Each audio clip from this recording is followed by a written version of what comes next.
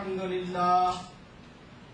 لله نحمده ونستعينه ونستغفره ونعوذ بالله من شرور أنفسنا ومن سيئات أعمالنا من يهده الله فلا مضل له ومن يضلله فلا هادي له ونشهد أن لا إله إلا الله وحده لا شريك له ونشهد أن محمدا عبده ورسوله أرسله بالحق بشيرا ونذيرا بين يدي الساعة من يطع الله ورسوله فقد رشد واهتدى ومن يعصهما فإنه قد غوى وإنه لا يضر إلا نفسه ولا يضر الله شيئا إن خير الحديث كتاب الله وخير الهدي هدي محمد صلى الله عليه وسلم وشر الأمور محدثاتها وكل محدثة بدعة وكل بدعة ضلالة وكل ضلالة في النار أما بعد فأعوذ بالله السميع العليم من الشيطان الرجيم بسم الله الرحمن الرحيم سبحان الذي يسرى بعبده ليلا من المسجد الحرام إلى المسجد الأقصى الذي باركنا حوله لنريه من آياتنا إنه هو السميع البصير صدق الله العظيم. پاک ہے وہ ہستی جو لے گیا ایک رات اپنے بندے کو مسجد حرام سے دور کی اس مسجد تک جس کے ماحول کو اس نے برکت دی تاکہ اسے اپنی کچھ نشانیوں کا مشاہدہ کرائے. حقیقت میں وہی ہے سب کچھ سننے اور دیکھنے والا. ہمارا تسلسل معراج کے واقعے کا چل رہا تھا کہ درمیان میں گزشتہ جمعہ ڈاکٹر اشتیاق گندل نے پیش فرمایا. اس کی کچھ چیزیں جو رہ گئی تھیں معراج کے سلسلے میں مختصراً آج عرض کرتے ہیں. یہ تو ذکر ہوا پہلی بنی اسرائیل کی آیت میں کہ اللہ تعالیٰ ذکر کرتا ہے مسجد حرام سے مسجد اقصی تک خداوند عالم اپنے بندے کو دے گا. اور اسی صورت کی آیت نمبر 60 میں آگے جا کر یہ ذکر ہوا وَإِذْ قُلْنَا لَكَ إِنَّ رَبَّكَ أَحَاطَ بِالنَّاسِ وَمَا جَعَلْنَا الرُّؤْيَا الَّتِي أَرَيْنَاكَ إِلَّا فِتْنَةً لِلنَّاسِ وَالشَّجَرَةَ الْمَلْعُونَةَ فِي الْقُرْآنِ وَنُخَوِّفُهُمْ فَمَا يَزِيدُهُمْ إِلَّا طُغْيَانًا كَبِيرًا.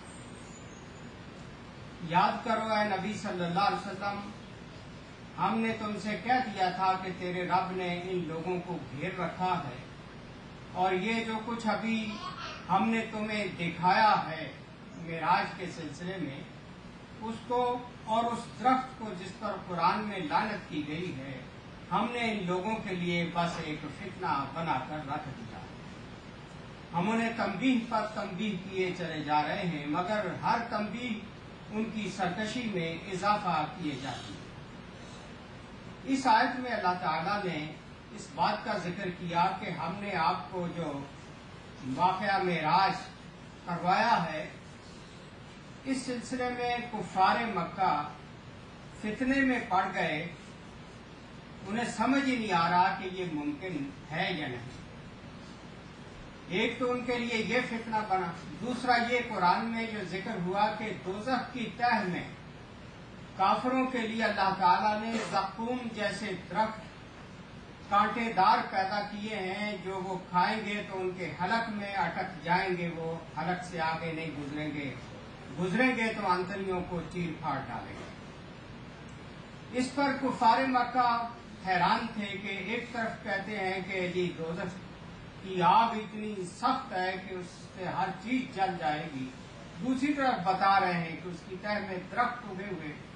تو یہ دونوں چیزیں اللہ فرماتا ہے ان کفار کے لیے ہم نے فتنہ اور آزمائش بنا دی ہیں اور یہ اس میں الجھے ہوئے ہیں کہ یہ ممکن ہی نہیں، حالانکہ خداوند عالم کے لیے کوئی بھی چیز ناممکن نہیں ہے۔ وہ قادر مطلق ہے، جو چاہے اس کائنات میں کر سکتا ہے، وہ خود اس کا مالک ہے۔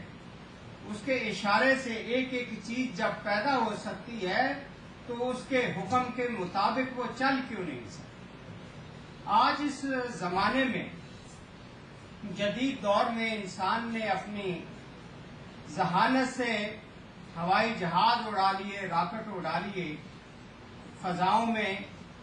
اگر یہ اپنی عقل سے یہ کام کر سکتا ہے تو خداوند عالم تو ساری کائنات کا خالق ہے، وہ تو اس سائنسدان کا بھی خالق ہے جس نے یہ چیزیں ایجاد کی ہیں، اور وہ اللہ کے حکم سے اور اس کی توفیق سے ان لوگوں کو یہ چیزیں نصیب ہوئی ہیں۔ اگر یہ اپنی بنائی ہوئی چیزوں کے ذریعے سے فضاؤں میں اڑ کر مہینوں کے راستے گھنٹوں میں طے کر سکتے ہیں تو قادر مطلق لمحوں کے اندر اپنے پیغمبر کو آسمانوں کی سیر کیوں نہیں کروا سکتے؟ جو واقعات پیش آئے، بڑی تفصیل ہے واقعہ معراج کی، مختلف آپ سے ذکر کیا تھا۔ تقریباً 31 صحابہ کرام نے معراج کے واقعے کا تفصیلات ذکر کی، اور جو کچھ مشاہدات نبی اکرم صلی اللہ علیہ وسلم کو کروائے گئے جن سے ہمیں سبق حاصل کرنا چاہیے، ان میں سے کچھ چیزیں ہم ذکر کرتے ہیں۔ امام احمد نے مسند احمد میں اور ابو داود میں حضرت انس کی روایت یہ ذکر کی ہے، قال رسول اللہ صلی اللہ علیہ وسلم لما عرج بی مررت بقوم لهم اظفار من نحاس، کہ واقعہ معراج کے رات ایک مقام سے گزرتے ہوئے حضور فرماتے ہیں مجھے جب اوپر لے جایا گیا ہے، ایسے لوگوں کے پاس سے میرا گزر ہوا جن کے لمبے لمبے تانبے کے ناخن ہیں، یخمشون وجوہہم وصدورہم، اور ان ناخنوں کے ساتھ اپنے سینوں کو چیر رہے ہیں، اپنے چہروں کو چھیل رہے ہیں۔ یہ ان کو ایک قسم کی سزا دی جا رہی ہے۔ فقلت من ہؤلاء یا جبریل، میں نے پوچھا جبریل یہ کون لوگ؟ قال ہؤلاء الذین یاکلون لحوم الناس ویقعون فی اعراضہم، جبریل نے کہا کہ یہ وہ لوگ ہیں جو دنیا میں لوگوں کا گوشت کھایا کرتے تھے اور ان کی عزتیں برباد کرتے تھے۔ اب ان واقعات کو صرف سٹوری کی شکل میں سن کے کان جھاڑ کے اور پلے جھاڑ کے نہیں اٹھ جانا چاہیے، بلکہ حضور صلی اللہ علیہ وسلم پر اگر ہم ایمان لائے ہیں تو ہمیں یقین ہونا چاہیے کہ واقعی جو کچھ آپ نے دیکھا اور آ کے بتایا ہے یہ کچھ وہاں پیش آنے والا ہے۔ اگر کوئی شخص اس جرم کا ارتکاب کرتا ہے کہ وہ لوگوں کی غیبتیں کرتا ہے، زبان کو کنٹرول میں نہیں رکھتا، لوگوں کی عزت برباد کرتا ہے زبان ہی کی وجہ سے، تو اس آدمی کا حشر یہ ہوگا کہ قیامت کے دن وہ سزا کے طور پر اس کو تانبے کے ناخن دیے جائیں گے، لمبے لمبے، جو ٹوٹیں گے نہیں، اور اس کے ذریعے سے اپنے چہرے کو چھیلتا رہے گا اور اپنے سینے کو چھیلتا رہے گا، یہ اس کو سزا ملے گی۔ اس لیے اس واقعے سے حضور صلی اللہ علیہ وسلم کا مقصد یہ تھا کہ میری امت کے لوگ اپنی زبان کو کنٹرول میں رکھیں اور کسی کے بارے میں مت استعمال کریں کہ فلاں ایسا ہے، فلاں ایسا۔ میں نے آپ سے پہلے بھی ذکر کیا تھا کہ حضرت عمر رضی اللہ تعالیٰ عنہ کو رات نیند نہیں آتی تھی جب، تو اٹھ کے حضرت حذیفہ کا دروازہ کھٹکھٹاتے تھے اور پوچھتے تھے حذیفہ یہ بتاؤ کہ نبی اکرم صلی اللہ علیہ وسلم نے مدینے کے شہر میں جن جن منافقوں کا نام لے کر تجھے بتایا تھا کہ یہ پکے منافق ہیں، کہیں ان میں میرا نام تو نہیں تھا؟ حضرت عمر رضی اللہ تعالیٰ عنہ جن کو رسالت، زبان رسالت سے جنت کی خوشخبری دی جا چکی، جن کی نیکیاں ستاروں کے برابر تھی، اس شخص کو اس بات کی فکر ہے کہ کہیں میرے اندر منافقت تو نہیں، اس کو نیند نہیں آتی، وہ اس صحابی سے جا کے تصدیق کرتے ہیں جس کو نبی علیہ السلام نے لسٹ بتا دی تھی کہ یہ نام لے کر کے یہ لوگ منافق ہیں۔ اس لیے ہمیں اپنی زبان کے بارے میں ہمیشہ محتاط رہنا چاہیے۔ اگر فکر کرنی ہے تو اپنی ذات کی کرنی، کسی کے بارے میں مت سوچیں کہ وہ کیا کر رہا ہے، جس کا کردار کیا ہے۔ ہمیشہ مومن جو ہے، کھرا مومن، وہ اپنی فکر کرتا ہے کہ میرے ساتھ کیا پیش آنے والا ہے۔ یعنی صحابہ کرام دنیا سے رخصت ہوتے وقت روتے، پوچھنے والے پوچھتے ہیں آپ روتے کیوں ہیں؟ کہتے ہیں کہ جی مجھے پتا نہیں ہے کہ ابھی جو موت مجھے آئے گی تو مجھے جہنمیوں کے گروہ میں شامل کیا جائے گا یا جنتیوں کے گروہ میں شامل کیا جائے گا۔ یہ صحابہ کرام کی سوچ تھی، ان کی فکر تھی۔ اللہ تعالیٰ ہمیں بھی وہ سوچ نصیب کرے اور اپنی زبان کے بارے میں اللہ تعالیٰ ہمیں احتیاط کا توفیق نصیب کرے۔ انس رضی اللہ تعالیٰ عنہ کی دوسری روایت، لیلتن حضور فرماتے لیلتن اسری ابی مررت بناس تخرج شفاہم بمقارید من نار۔ حضور فرماتے اس رات میں نے ایسے لوگوں سے بھی میرا گزر ہوا جو آگ کی کینچیوں سے اپنے ہونٹ کاٹ رہے ہیں۔ کلما قرضت عادت، جب کٹ جاتے ہیں دوبارہ پھر وہ اسی طرح بن جاتے ہیں۔ فقلت من ہؤلاء یا جبریل، میں نے پوچھا جبریل یہ کون لوگ؟ قال ہؤلاء خطباء امتک یقولون ما لا یفعلون، کہ یہ آپ کی امت کے وہ خطیب لوگ ہیں، مقرر ہیں، جو کہتے تھے وہ خود نہیں کرتے، ان کی زندگی میں تضاد تھا، کرتے کچھ تھے کہتے کچھ تھے۔ ایسے خطیبوں اور عالموں کو سزا یہ دی جائے گی آگ کی کینچیوں سے اپنے ہونٹ خود کاٹ رہے۔ اس سلسلے میں جو لوگ واعظ و نصیحت کرنے والے ہوتے ہیں ان کو اپنا کردار بھی جو ہے سنوارنا ضروری ہے۔ یہ نہ ہو کہ لوگوں کو تو اچھی اچھی باتیں بتائیں، خود ان پہ عمل نہ کریں۔ نبی اکرم صلی اللہ علیہ وسلم نے جو بات دنیا کو بتائی، یقین مانیے پہلے اس پہ عمل کر کے دکھایا۔ یہ ہے اصل کارنامہ نبی اکرم صلی اللہ علیہ وسلم۔ لوگ تھیوریاں تو پیش کرتے رہتے ہیں، بڑے بڑے اچھی نظریات پیش کرتے ہیں، بڑے افکار اعلیٰ پیش کرتے ہیں، لیکن عمل کی دنیا میں وہ زیرو ہوتے ہیں۔ ہمارے پیغمبر نے جو دنیا میں ہدایات پیش کی اس پہ سب سے پہلے خود عمل کر۔ اگلی روایت میں قال رسول اللہ صلی اللہ علیہ وسلم رأیت لیلۃ الاسری ابی مکتوبا علی باب الجنہ صدق بعشر امثالها والقرض ب18، فقلت لجبریل ما بال القرض افضل من الصدقہ؟ قال لأن السائل يسأل عنده والمستقرض لا يستقرض الا من حاجہ۔ حضور فرماتے ہیں کہ اس رات جنت کے دروازے پر میں نے ایک جملہ لکھا ہوا دیکھا۔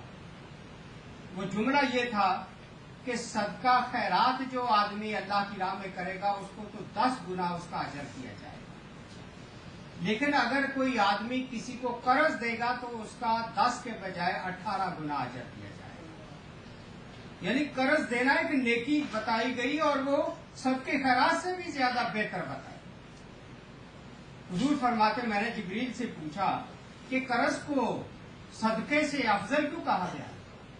تو جبریل نے کہا کہ دراصل صدقہ خیرات جو ہوتا ہے وہ آدمی جب جس کو دیتا ہے ضروری نہیں ہے کہ اس کو اس کی ضرورت ہو۔ بعض دفعہ آدمی غیر ضرورت مند اور غیر مستحق کو صدقہ دے بیٹھتا ہے، لیکن قرض جو ہے وہ آدمی اپنے من کو مار کر، جھک کر، پریشانی کے عالم میں مجبور ہو کر کسی سے مانگتا ہے، تو قرض مانگنے والا حقیقی حقدار ہوتا ہے، اور اس کو جب قرض دیا جائے گا تو اس کا اللہ تعالیٰ نے جنت کے دروازے پہ 18 گنا اجر۔ یہ دنیا کی دولت جس کو یہ دنیا دار تو کہتے ہیں اکانومی کے اصولوں کے مطابق کہ جی پیسہ اکٹھا کرنے کے کیا کیا طریقے ہیں، ان کو تو یہی سبق پڑھایا گیا، لیکن اسلام یہ کہتا ہے کہ اکٹھا کرنا ہے تو وہ بھی حلال طریقے سے، پھر آگے خرچ کرنا ہے تو وہ بھی بتایا کہ کہاں کہاں خرچ کرنا ہے، اور जमा करने का हुक्म नहीं दिया, बल्कि जमा करने की मजम्मत की गई।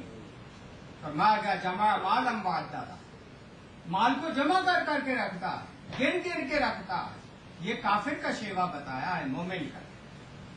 और ये दुनिया की दौलत, इसकी किसी ने मिसाल बड़ी अच्छी दी है। इन्ना फी हाज़ा दार नमला तजमउल हब्बा फी सैफ फताकुलहु फी शिता। आप जानते होंगे कि चींटियां गर्मियों में अपनी खुराक अपने बिलों में जमा करती, दाने इकट्ठे कर करके रखती हैं कि सर्दियों में, क्योंकि सर्दी में बाहर नहीं निकल सकती, वो अपना जखीरा जमा करती है गर्मियों के मौसम। फलम्मा काना यौम, इसी तरह एक दिन एक चींटी अपने मुंह में एक दाना लेके चल रही थी। आखज़त हब्बा फी फमिहा, मुंह में उसके दाना था। फजा उसफूर, ऊपर से चिड़िया आती है। फअखज़हा वल हब्बा, उसने चींटी को भी अपनी चोंच में उठा लिया और दाने को भी उठा लिया। यानी ये नहीं हुआ कि सिर्फ उसका दाना ही उसके मुंह से छीना गया, खुद भी गई। फला मा जमात अकर, अब उस बेचारी ने जो जखीरा सर्दियों के लिए जमा किया था, खाना नसीब ही नहीं, क्योंकि खुद ही रुखसत हो गई। फला मा अम्मला, जो उम्मीद लगाई थी कि मैंने गर्मियों में अपना जखीरा खुराक का जमा करना सर्दियों के लिए, वो उसे खाना नसीब ही नहीं हुआ, उससे पहले ही उसको एक चिड़िया ने उठा लिया। यही कैफियत हमारे साथ पेश आ रही है। हर आदमी के साथ जखीरा कर करके रख रहे हैं कि हमारे काम आएगा, लेकिन वो वक्त आने से पहले ही मौत हमें उठा के ले जाए। बिल्कुल ये चींटी वाली मिसाल है। इसलिए जिधर जाना है वहां की फिक्र ज्यादा करनी चाहिए, ये तो इधर ही रह जाएगा।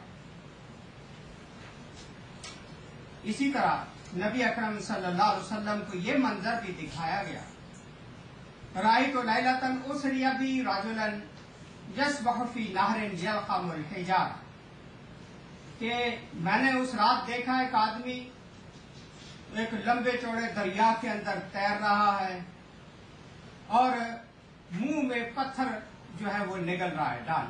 फसाल तुम्हारा हाजा, मैंने पूछा ये कौन? फकीला अली हाजा आके दो रिबा, मुझे बताया गया कि ये सूद खाने वाला है। सूद खाने वाला, अब पत्थर पड़ते हैं, वो किनारे पे आने की कोशिश करता है, तो किनारे से पत्थर पड़ते हैं, उसको फिर पीछे जाना पड़ता है। पत्थर ही खा रहा, उसके मुकद्दर में पत्थर, डुबकियां ले रहा। ऐसे आलम में आदमी सजा भुगत रहा है इस बात की कि दुनिया में वो सूद खाता है। अब सूद को इतना मजम्मत की गई कुरान और हदीस में, और मिराज की रात में खास तौर पे हुजूर को मनाज़िर दिखाए गए। तो इसलिए उम्मत को चाहिए कि नबी अलैहिस्सलाम के इन फरमान पर पूरा यकीन ले आए। लेकिन मुसलमानों का हाल यह है कि इन चीजों की तरफ तवज्जो नहीं देते, इग्नोर करते हैं, हीले बहाने ढूंढते हैं कि जायज कैसे हो सकता है। फतवे पूछते हैं मौलवियों से, और मौलवी भी ऐसे दुनियादार, जैसे मैंने पहले जिक्र किया है कि ऐसे खतीबों के आग की कैंचियों से वो खुद अपने होंठ काट रहे होंगे जो झूठे फतवे देकर लोगों से माल बटोरते हैं दुनिया का। इसलिए हजरात, हमें जो मुख्तसर सी जिंदगी दी गई है, इसलिए कि हम बिल्कुल अल्लाह और उसके रसूल की मंशा के मुताबिक जिंदगी गुजार के यहाँ से जाए। अगर नाफरमानी करके जाएंगे तो सजा लाजमी मिलेगी। हम किसी के गुलाम हैं, हम किसी के बंदे, हमारा कोई आका मौजूद है, वो हमें हर वक्त देख रहा है, वो निगरानी कर रहा है। निगरानी करने वाले तो जहां तक वो मुस्तैद हैं और एक्टिव हैं कि कुरान कहता है मा यल्फिज़ु मिन कौलिन इल्ला लदैहि रक़ीबुन अतीद, कि जुबान से कोई मामूली लफ्ज भी निकलता है तो कंधों पर होशियार बाश फरिश्ते फौरन उसके अल्फाज को उचक लेते और उसके रिकॉर्ड में दर्ज करते। एक एक लफ्ज जो है वो लिखा जाता। आज अगर हमारे वीडियो कैमरे हमारी एक एक चीज को अगर नोट कर सकते हैं, तो खुदा के वो बिठाए हुए कंधों पर फरिश्ते नहीं नोट कर सकते। उनके पास इन तमाम मादी चीजों से ज्यादा ताकत है, ज्यादा वसाइल। इसलिए کوئی چیز بھی ایسی نہیں رہ جائے گی. قرآن کہتا ہے کہ انسان پکار اٹھے گا مال حاضل کتاب لا یغادر صغیرۃ ولا کبیرۃ الا احصاها. سورہ کہف میں ہے کہ انسان اپنے نامہ اعمال کو قیامت کے دن دیکھ کے پریشان ہو جائے گا کہ کوئی چھوٹی اور بڑی چیز ایسی نہیں جو اس میں درج نہ ہو. جو کچھ میں نے کیا وہ سارے کا سارا ایسے ہر چیز جو ہے وہ ریکارڈ ہو رہی ہے اور ریکارڈ پہ آ جائے گی, دکھا دی جائے گی. اس لیے اپنے اعمال کو اسی دنیا میں مہلت دی گئی ہے کہ درست کر لیا جائے. اور پھر فرماتے ہیں حضور صلی اللہ علیہ وسلم لیلۃ اسری بالنبی صلی اللہ علیہ وسلم دخل الجنہ فسمع فی جانبها وجسا فقال یا جبریل ما هذا قال هذا بلال المؤذن فقال النبی صلی اللہ علیہ وسلم حين جاء الى الناس قد افلح بلال رأيت له كذا وكذا. کہ جس رات مجھے معراج کروائی گئی ہے میں جب جنت میں داخل ہوا تو وہاں ایک طرف سے مجھے پاؤں کی آواز آہٹ آئی ہے. میں نے جبریل سے پوچھا کہ یہ کس کی چلنے کی آواز آ رہی ہے, تو مجھے جبریل نے کہا کہ یہ آپ کے مؤذن بلال رضی اللہ عنہ. اندازہ لگا بلال کہاں سے بیچارہ بیچتا بکاتا, غلامی کی زندگی, نسل در نسل غلام, جس کو اللہ معاف کرے جانوروں کی طرح رسی باندھ کے مکے میں کھینچا جاتا تھا, تپتی ریت پہ پھینک دیا جاتا تھا, کانٹوں پر گھسیٹا جاتا تھا دین کی خاطر. کیونکہ اس کا مالک یہ کہتا تھا کہ تو جو یہ کہہ رہا ہے نا کہ خدا ایک ہے, یہ کہنا چھوڑ دے, میں تجھے چھوڑ دیتا ہوں. لیکن وہ چھوڑتا نہیں تھا, وہ اور زیادہ بلند آواز سے کہتا تھا کہ خدا ایک. اس کا ہی صلہ نبی علیہ السلام کو دکھا دیا گیا کہ بلال سب سے پہلے جنت میں, بلکہ دوسری روایت میں آتا ہے حضور نے پوچھا بلال تم کون سا عمل کرتے ہو, تم تو میرے بھی آگے آگے جنت میں جا رہے تھے میرے سواری کی مہار پکڑ کر. تو حضرت بلال فرماتے ہیں اللہ کے رسول میں تو آپ کا غلام ہوں, اور غلام ہمیشہ آگے لگام پکڑ کے ہی چلتے ہیں, آقا تو سواری پہ ہو. مجھے اس لیے یہ شرف مل گیا ہے کہ میں آپ کا غلام ہوں, غلامی کی وجہ سے. اس طرح اللہ تعالی ہمیں بھی نبی علیہ السلام کی سچی غلامی نصیب کرے. حقیقت یہ ہم کھوٹے ہیں. حضرت عمر رضی اللہ تعالیٰ عنہ جیسا شخص رات کو سوتا نہیں ہے کہ کہیں میں منافق تو نہیں ہو گیا, اور ہم اپنے آپ کو بہت پکا اور بڑا اعلیٰ درجے کا مومن سمجھتے ہیں, حالانکہ ہمارے امروں میں بڑا تضاد ہے, بڑا کنٹرڈکشن ہے. ہمیں زبردست اپنی اندرونی اصلاح کی ضرورت. پھر حضور صلی اللہ علیہ وسلم فرماتے ثم مضیت حنیہ فاذا انا بنساء معلقات بثدیہن. ایک مقام پہ جا کے مجھے یہ منظر دکھایا گیا کہ خواتین ان کو پستانوں کے ساتھ باندھ کے لٹکایا گیا ہے. وَنِسَاءٍ مُنْكِسَاتٍ بِأَرْجُلِهِنَّ, پاؤں میں بیڑیاں ڈال کے الٹی لٹکائی ہوئی.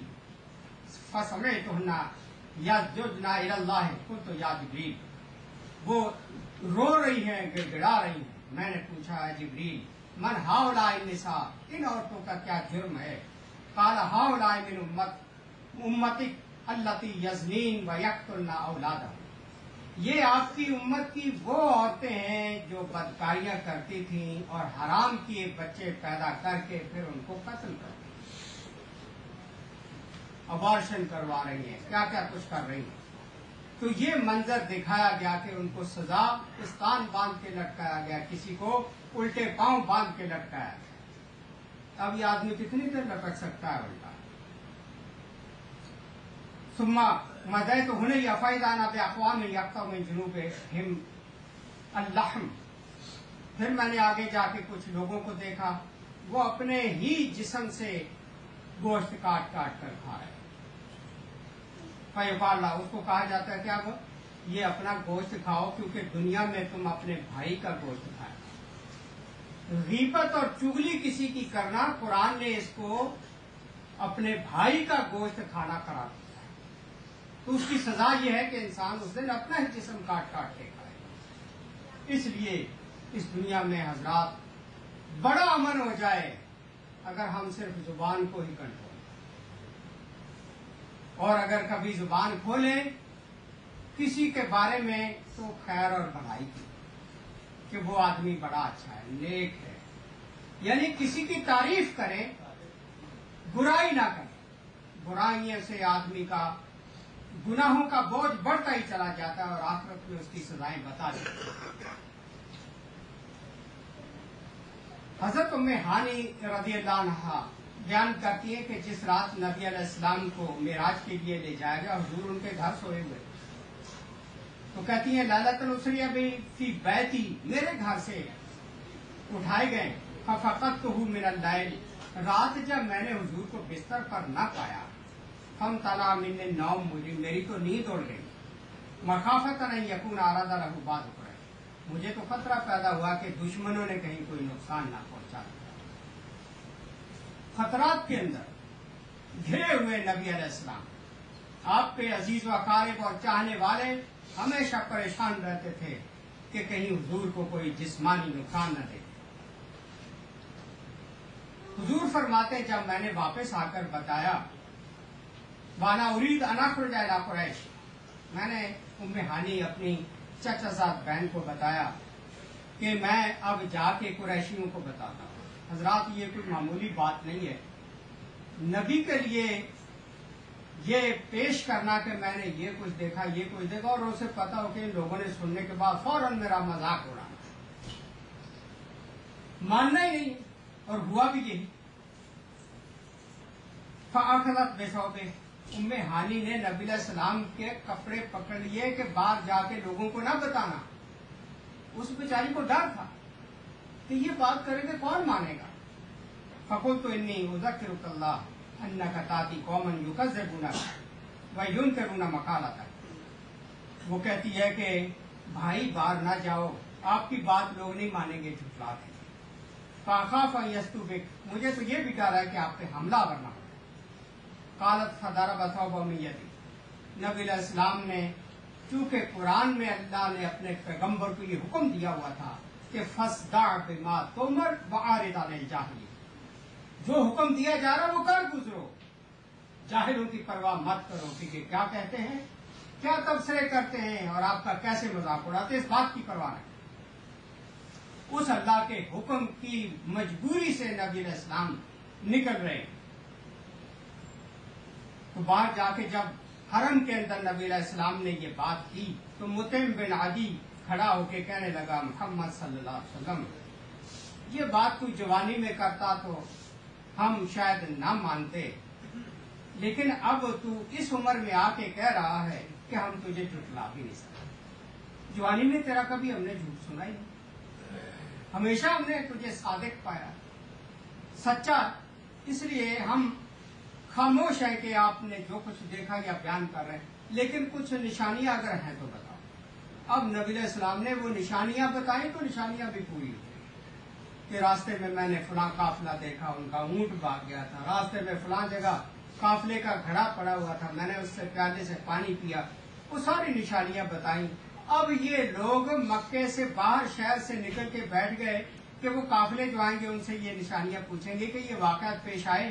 انہوں نے جب آ کے اس بات کی تصدیق کر دی کہ واقعی ہمارا اونٹ راستے میں گم ہو گیا تھا اور ہم اس کو دوڑتے پھرتے تھے ڈوبنے کے لیے، اور راستے میں واقعی ہمارا پانی کا پیالہ بھرا ہوا تھا، وہ خالی ملا تھا ہمیں، اس طرح کی چیزیں تو جن کے دلوں پہ مہر لگی ہوئی تھی مانا انہوں نے پھر دی۔ ختم اللہ علی قلوبہم، ان کے دلوں پہ مہر ہے، جتنی مرضی روشن نشانیاں ان کو بتا دی جائیں ان کی قسمت میں نہیں۔ پھر آپ سے ذکر کیا تھا میں نے کہ مسجد اقصی تک کے نبی علیہ السلام سے وہ نشانات پوچھنے کہ دروازے کتنے ہیں۔ حضور صلی اللہ علیہ وسلم فرماتے کچھ چیزیں تو مجھے یاد رہی لیکن سارا کچھ تو نہیں ایک نظر میں آدمی کو یاد رکھ۔ میں نے جب بتانا چاہا تو اللہ تعالیٰ نے پورا منظر میرے آ گیا، ایک ایک چیز میں دیکھ رہا تھا اور بتاتا تھا۔ اس لیے قرآن کہتا ہے وَمَا جَعَلْنَا الرُّؤْيَا الَّتِي أَرَيْنَاكَ إِلَّا فِتْنَةً لِلنَّاسِ، یہ جو ہم نے آپ کو معراج کا واقعہ کروایا ہے، راتوں رات سیر کروائی ہے، یہ ان کافروں کے لیے تو فتنہ بن گیا، پریشان ہے کہ یہ کیسے ممکن۔ لیکن یہ حقیقت ہے کہ یہ سب کچھ ہوا. آپ نے اپنی آنکھوں سے سب کچھ دیکھا. ورنہ اگر آپ کہتے کہ میں نے خواب میں یہ کچھ دیکھا ہے تو کون جھٹلاتا؟ وہ کہتے کہ خوابوں میں تو ہر کوئی بہت بہت چیزیں دیکھ سکتا. حقیقی آنکھوں سے دیکھا تھا، اس لیے ان کو پریشانی. اب آخر پر حضرات دو تین چیزیں ہم فکر آخرت کے حوالے سے غور کر لیں. نیک لوگ جن کے چرچے ہمارے لٹریچر میں اسلامی کتابوں میں موجود ہیں، پڑھتے ہیں، یقین مانیے ایمان تازہ ہوتا ہے. اللہ تعالیٰ ہمیں وہ شعور نصیب کر دے جو اسلاف ہمارے زندگی میں گزارے. محمد بن منقدر ایک بہت ہی نیک آدمی گزرے ہیں. بات عمر، وہ کہتے ہیں کہ میرا بھائی عمر، ہماری رات ایسی گزری، یعنی یوسلی بھائی میرا ساری رات نفل پڑتا رہا. وبت تو اغمض رجل امی، میری والدہ کا پاؤں جو تھا اس میں درد تھا، میں ساری رات اپنی ماں کا پاؤں دباتا رہا. وما احب الی ان لیلتی بلیلۃ. اب محمد بن منقدر جو شریعت کو جانتے تھے کہتے ہیں کہ میری وہ رات کتنی خوبصورت رات تھی کہ میرا بھائی تو اپنے نفلوں میں لگا رہا اور میں نے اپنی والدہ کی خدمت میں رات گزاری. ساری رات ماں کے پاؤں دباتا. یہ مطلوب ہے مومن سے کہ وہ اپنے ماں باپ کا اس قدر خادم ہو، ان کی خواہشات کا خیال رکھے، تبھی جا کے اللہ تعالیٰ ایسے لوگوں کو درجات عطا. نبی علیہ السلام کو 7 آسمانوں میں 8 پیغمبروں سے جو ملاقات کروائی گئی، یہ بھی ایک بڑی خوبصورت تشریح قاضی سلیمان منصور پوری رحمہ اللہ نے کی ہے کہ آخر انہی 8، حالانکہ پیغمبر تو لاکھ سے زیادہ دنیا میں گزرے، صرف 8 کا ذکر آیا ہے. واقعہ معراج، سب سے پہلے آسمان پر آدم علیہ السلام سے ملاقات ہوئی. تو آدم علیہ السلام سے ملاقات کروانے کا مطلب کیا تھا؟ کہ جس طرح آدم علیہ السلام اپنی ایک خطا کی بنیاد پر جنت سے نکالے گئے اور دنیا میں بھیجے گئے، اسی طرح نبی علیہ السلام پر بھی وہ ٹائم آنے والا تھا کہ جہاں آپ پیدا ہوئے تھے اس مکے سے وہ نکالے جائیں گے، آپ ہجرت کر کے مدینے جائیں گے. اس مناسبت سے آدم علیہ السلام کی آپ کے ساتھ ملاقات. دوسرا، یحییٰ اور عیسیٰ علیہ السلام کی دوسرے آسمان پر ملاقات ہوئی. وہ اس انداز میں کہ یہ دونوں پیغمبر عیسیٰ اور یحییٰ علیہ السلام یہ انتہا درجے کے زاہد پرہیزگار، یعنی عیسیٰ علیہ السلام کے بارے میں تو یہ بات ہے کہ ان کا زمین پہ گھاڑی کوئی نہیں تھا، درخت کے نیچے سو لیا، کہیں اور کسی ٹیلے پہ سو لیا، گھاڑی نہیں بنا. اتنے زاہد. تو ان کی ملاقات نبی علیہ السلام سے اسی حوالے سے ہوئی کہ جس طرح عیسیٰ علیہ السلام اور یحییٰ علیہ السلام دنیا سے بے رغبت ہے، یہ آخری پیغمبر ان سے بھی بڑھ کر دنیا سے بے رغبت. دنیا کے خزانے آپ کے قدموں میں آئیں گے، سب کچھ لٹا کے جھولی خالی نبی علیہ السلام اپنے گھر میں جائیں گے. ایسا ہی ہوتا تھا. گھر میں بھوک ہوتی تھی، کھانے کو کچھ نہیں ہوتا تھا، سارا دولت لٹا کے نبی علیہ السلام ڈھیروں کے ڈھیر لوگوں کو اور خالی ہاتھ گھر میں چلے. یہ ہے زہد اور تقوی اور پرہیزگاری. اور یہاں تک ہمارے تو حکمران اس قدر بدکار کہ وہ اپنے آنے والی نسلوں، ان کی نسلوں کے لیے جمع کر رہے ہیں، لیکن ہمارے پیغمبر نے اپنی اولاد کے لیے زکوٰۃ اور صدقہ بھی منع کر دیا کہ ان کو کوئی زکوٰۃ اور صدقہ نہیں، یہ حلال نہیں ہے میری نسل. کوئی فکر نہیں کی کہ میرا خاندان میرے بعد کیا کرے گا دنیاوی طور. اور پھر تیسرے آسمان پر آپ کی ملاقات یوسف علیہ السلام سے. یوسف علیہ السلام سے ملاقات، آپ تو جانتے ہیں یوسف علیہ السلام کے چرچے حسن کی وجہ سے بہت. دوسرا یہ کہ وہ بیچارے مظلومی کے عالم میں گھر سے بھائیوں نے اس کو کس طرح سے نکالا اور پھر وہ غلام بنا کے بیچے گئے، اور کس طرح اللہ نے ان کو مصر کا تخت نصیب کیا. پوری بھائیوں کو اس کے سامنے جھکنا پڑا اور پھر یوسف علیہ السلام نے کتنے وسیع و ظرف ہونے کا ثبوت دیا. فرمایا کہ تم نے تو مجھے میرے ساتھ جو کیا لیکن میں تمہیں آج معاف کرتا. نبی علیہ السلام نے بھی بالکل وہی کام کیا. جس دن مکہ فتح ہوا اور یہ ساری زندگی کے مجرم جو نبی علیہ السلام کے خون کے پیاسے تھے حرم کے اندر کھڑے ہوئے تھے، وہ اس بات کے منتظر تھے کہ آج ہماری گردنیں اڑا دی جائیں گی، کیونکہ ہم نے کوئی قسم نہیں اٹھا رکھی تھی حضور کی دشمنی میں. لیکن یوسف علیہ السلام کی طرح نبی علیہ السلام نے بھی یہی فرمایا ان مجرموں کو کہ لا تثریب علیکم اليوم، کہ آج تم پہ کوئی گرفت نہیں ہے، جاؤ تمہیں آزاد کیا جائے. اس لیے یوسف علیہ السلام سے ملاقات کروانے کا یہ مفہوم.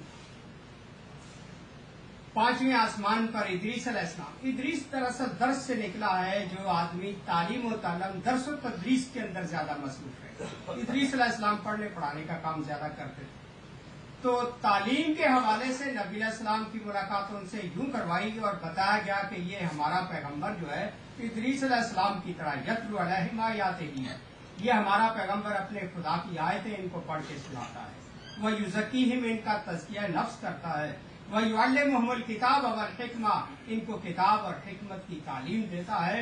درس و تدریس کے حوالے سے نبی علیہ السلام ادریس علیہ السلام سے بھی آگے نکلے. چھٹے آسمان پر ہارون علیہ السلام سے ملاقات.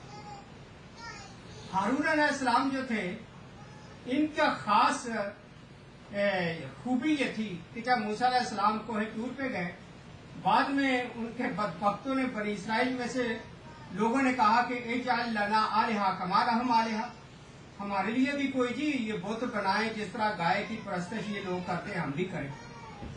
تو ہارون علیہ السلام نے اپنی قوم کو متحد رکھنے کے لیے ہر طرح کی بات ان کی سن لی اور گوارا کر لی، جس کی وجہ سے موسیٰ علیہ السلام نے آ کے غصے میں اپنے بھائی موسیٰ علیہ السلام کی داڑھی سے پکڑ لیا تھا کہ تو نے یہ کمزوری کیوں دکھائی ہے. حالانکہ وہ کمزوری بیچارے اس لیے دکھا رہے تھے کہ کاش موسیٰ علیہ السلام کے آنے تک یہ میری قوم متحد رہ جائے، ان میں فرقے بازی نہ پیدا، گروہ نہ پیدا ہو. قرآن نے اس بات کا ذکر کیا اور نبی علیہ السلام بھی یہی دنیا میں کام کرتے گئے کہ امت کو ایک بنا کے چھوڑا اور فرمایا کہ میرے بعد ٹکڑے ٹکڑے نہ ہو. ساتویں آسمان پر موسیٰ علیہ السلام سے ملاقات. موسیٰ علیہ السلام کو اللہ تعالیٰ نے شریعت نصیب کی تھی، کتاب نصیب کی تھی، وہ سب کچھ اللہ نے اپنے آخری پیغمبر کو بھی دیا. اور خاص طور پہ مناظرے موسیٰ علیہ السلام کے مشہور ہیں اور بڑے جری اور بہادر قسم کے پیغمبر تھے، سخت تھے. وہ ساری خوبیاں جو موسیٰ علیہ السلام کے اندر موجود تھیں وہ بھی اللہ تعالیٰ نے اپنے پیغمبر کو عطا کی. یعنی حضور صلی اللہ علیہ وسلم صاحب جمال اور صاحب کمال دونوں طرح سے مکمل اللہ تعالیٰ نے پیدا کیا. ساتویں آسمان پر ابراہیم علیہ السلام سے ملاقات جو خانہ کعبے کے بانی تھے. اور ساتویں آسمان پر بھی بالکل خانہ کعبے کے اوپر بیت المعمور ہے، فرشتوں کی عبادت کا، ہر وقت اس کا طواف ہوتا ہے. تو ابراہیم علیہ السلام اس بیت المعمور کے ساتھ ٹیک لگا کے بیٹھے ہوئے تھے جب نبی علیہ السلام کی ملاقات ہوئی. ابراہیم علیہ السلام کو یہ حکم ہوا تھا کہ تو اور تیرا بیٹا ہمارے گھر کو پاک اور صاف کر دو، عبادت گزارو گے. تو نبی علیہ السلام نے بھی جس دن مکے کو فتح کیا اسی طرح سے پاک اور صاف کیا. بتوں کو چھڑی لگاتے تھے، وہ ہو کے ادھر گرتے جاتے تھے، اور سارے 360 بت پورے سال کی عبادت کرنے والے جو ان کے تھے سارے کے سارے توڑ پھوڑ کے وہاں سے خانہ کعبے کو صاف کر دیا. اس لیے نبی اکرم صلی اللہ علیہ وسلم کو ابراہیم علیہ السلام سے بھی ملاقات کروائی. تو یہ مفہوم ہے کہ انبیاء کو صرف 8 انبیاء کو ملنا ہی کیوں ذکر ہوا. یہ دراصل وجہ تھی جس کی بنیاد پر نبی علیہ السلام کو تیار کیا جا رہا تھا کہ آپ نے مکہ چھوڑنا ہے، مدینے جانا ہے، پردیس میں رہ کے آپ نے اپنا مرکز قائم کرنا ہے. وہاں پہ رہ کے پھر آپ نے ان مجرموں کو اور خانہ کعبے کو واپس آ کے ایک نہ ایک دن اس کو کیپچر کرنا اور اس کو فتح کرنا. اللہ تعالیٰ نے پھر وہ نصیب کیا. یعنی ہجرت سے پہلے یہ واقعہ معراج پیش آیا تھا کہ حضور صلی اللہ علیہ وسلم پوری طرح اسلامی اسٹیٹ بنانے کے لیے تیار ہو جائے ذہنی طور پر، کہ وہاں جا کر آپ کو ساری تعلیمات مکمل دے دی گئی کہ اس ریاست کے اندر جا کے آپ نے اسلامی قوانین کس طرح نافذ کرنے اور چلانے. تو حضور صلی اللہ علیہ وسلم کو اس لیے معراج کا واقعہ سورہ بنی اسرائیل کے تقریباً پہلے 2-2.5 رکوع جو ہے اس میں اسلامی ریاست کے اصول ہی اس رات اللہ تعالیٰ نے اپنے پیغمبر کو دیے تھے کہ کیا کیا آپ نے وہاں پر احکام جو ہے اسلامی ریاست کے قائم کیے. حضور صلی اللہ علیہ وسلم کتنی خوبصورت اسلامی ریاست پورا جزیرۃ العرب کے اندر قائم کر کے گئے. اس کو پھر آپ کے انتہائی وفادار خلفاء راشدین نے عظیم الشان صلاحیتوں کے ساتھ دنیا بھر میں پھیلایا. لیکن اس کے بعد تھوڑا ہی عرصہ گزرا کہ جس کیسریت اور کسرائیت کو نبی علیہ السلام نے توڑا تھا دوبارہ مسلمان پھر اسی طرح دنیاوی بادشاہوں کی طرح تخت بچھا کے بیٹھ گئے اور خلافت راشدہ کا بیڑا غرق کر گیا. مسلمانوں کا اصل مطمع نظر زندگی کا یہی ہونا چاہیے کہ جس طرح نبی علیہ السلام نے ایک نظام زندگی دنیا میں قائم کیا تھا اسی طرح سے ہمیں بھی اس دنیا میں دین کو اسلام کو غالب کرنے کی کوشش اور محنت کرنی چاہیے. باقی یہ نماز روزہ حج زکات یہ اس کام کی تیاری کے لیے ہم نے کبھی غور نہیں کیا. نمازیں اگر باجماعت ادا کی جا رہی ہیں تو اس لیے کہ تمہاری زندگی میں ایک ڈسپلن آ جائے اور تمہارا پوری دنیا میں ایک امام ہو ایک خلیفہ ہو اس کے حکم پر تم سب چلنے والے ہو. باجماعت نماز کا تو یہ تصور ہے.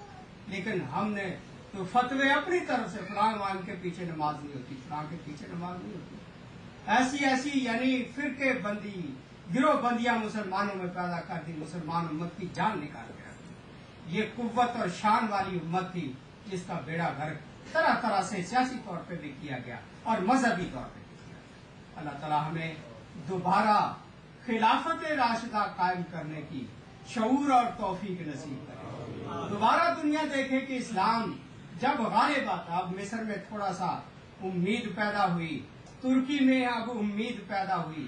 خدا کرے تمام مسلمان ملکوں میں اسی طرح اسلام کو چاہنے والے غالب آ جائیں بدکاروں سے زمامے کار چھین کر ان کو وہاں سے دھکے دے کر ان کے کرسیوں سے وہاں پر اللہ سے ڈرنے والے لوگ اگر قابض ہو گئے تو انشاءاللہ دنیا میں اسلامی انقلاب آ سکتا ہے.